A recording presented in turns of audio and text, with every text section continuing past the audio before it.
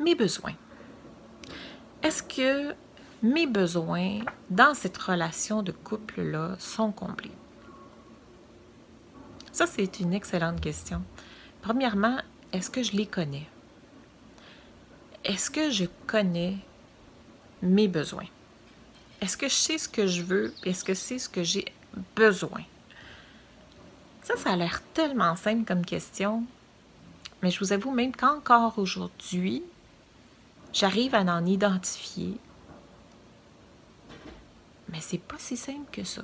C'est plus facile de dire, OK, aujourd'hui, je sais ce que je ne veux pas. Aujourd'hui, je sais ce que je ne veux plus. Mais ce que je veux, c'est pas dire, ah, je veux ça, je veux ça, je veux ça. C'est pas des objets qu'on achète, là. On parle vraiment de ce qu'on veut vivre dans notre vie, de ce qu'on a besoin de ressentir dans notre vie. Exemple, prenons les enfants. Bon. Est-ce que pour moi, avoir des enfants, c'est un besoin fondamental? Est-ce que c'est quelque chose que, si j'en ai pas dans ma vie, je vais manquer quelque chose? C'est hyper important. Je me sentirai pas bien si ce n'est pas présent dans ma vie. Fait que ça, c'est vraiment un besoin. Si ça vibre fort et que c'est important, à ce moment-là, c'est important de s'en occuper. Il faut que ce soit verbalisé, il faut que ce soit dit. Ça se peut que votre partenaire ne vive pas les mêmes besoins que vous.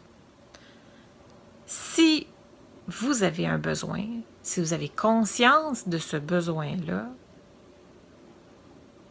bien, il vous appartient de vous en occuper. La force d'un couple, c'est de se soutenir. Si on n'a pas les mêmes besoins, comment est-ce qu'on peut... Ça peut arriver des fois là, hein, qu'on ait des besoins contradictoires. OK, je vais vous sortir un exemple. Ça me vient à l'esprit, là. Un de mes besoins, OK, puis souvent, les besoins changent au fil des ans, hein, selon ce qu'on vit, selon ce qu'on ressent. Bon. Et bon, à cette époque-là, ce que j'exprimais comme besoin, c'est « et que j'aimerais donc ça, qu'on se bâtisse un petit chalet. Quelque chose de tout petit, de mignon, un nid d'amoureux. » Moi, ce que je voulais, c'était un espace d'intimité, de privé, où on pouvait partir une fin de semaine, 1 semaine, 2 semaines, l'été, s'évader, partir, sans enfants, sans famille, sans rien, juste le couple, se retrouver, baiser comme des malades, être libre dans notre petit espace, dans notre nid d'amoureux. Moi, c'était ça mon besoin et ma demande. Okay? Et en même temps, ce besoin-là en exprimait aussi un autre. C'est-à-dire que je ne voulais pas que ce chalet ou ce besoin soit réalisé pour venir en nuire à un autre. Parce que mon autre besoin, c'était que ça se fasse quand même dans un temps qui ne nous prenne pas 16 heures par jour pendant 20 ans. Je voulais que ce soit facilement réalisable, que ce soit peu coûteux, pour que, justement, on puisse avoir le temps de vivre dedans, de l'apprécier et de faire autre chose. Il n'y a pas que ça dans la vie, là. Fait que c'était mon besoin, mais probablement mal exprimé. Parce que lui, son besoin là-dedans, parce que ce qu'on entend dans le fond, quand on entend quelqu'un nous exprimer son besoin, on le met en confrontation un peu avec nos besoins à nous. Inconsciemment, c'est pas mal ce qu'on fait. Fait que lui, son besoin était que, ouais, chalet, OK.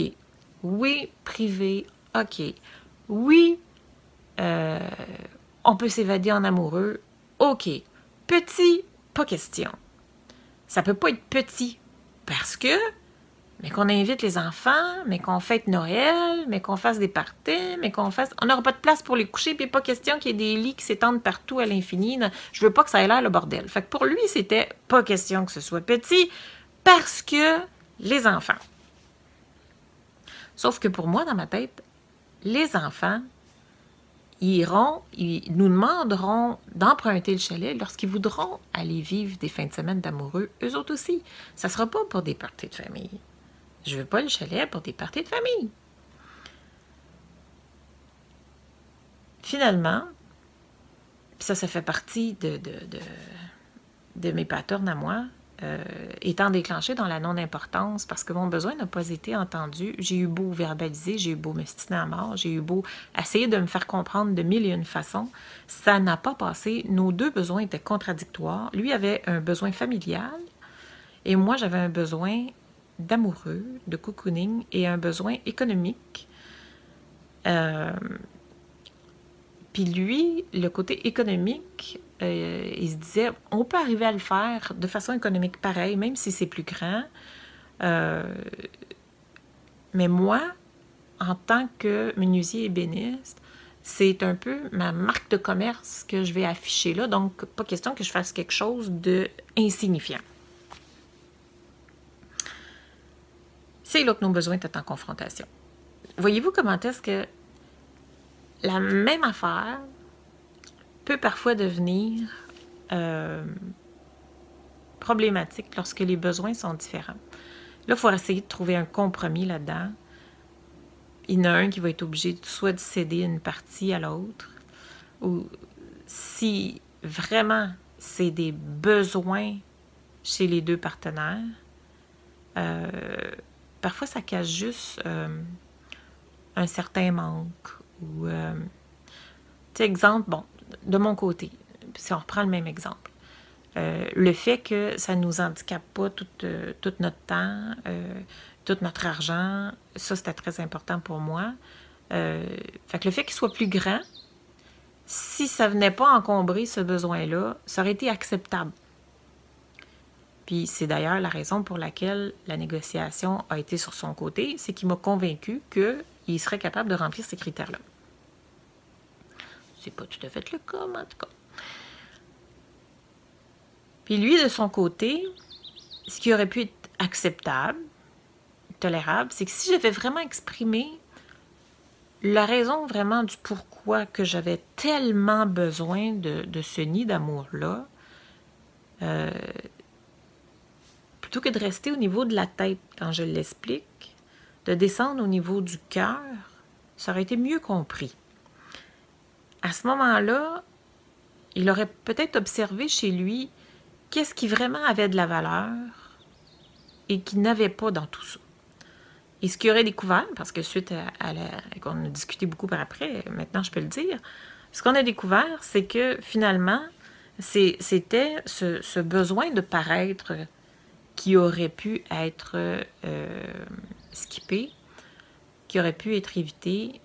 Ça demandait un travail sur lui-même et une acceptation du paraître qui aujourd'hui aurait passé. Voyez-vous, quand on est capable d'exprimer nos besoins, non seulement par le rationnel, mais vu que le besoin, c'est quelque chose de fondamentalement émotionnel, c'est avec le cœur qu'il faut l'exprimer.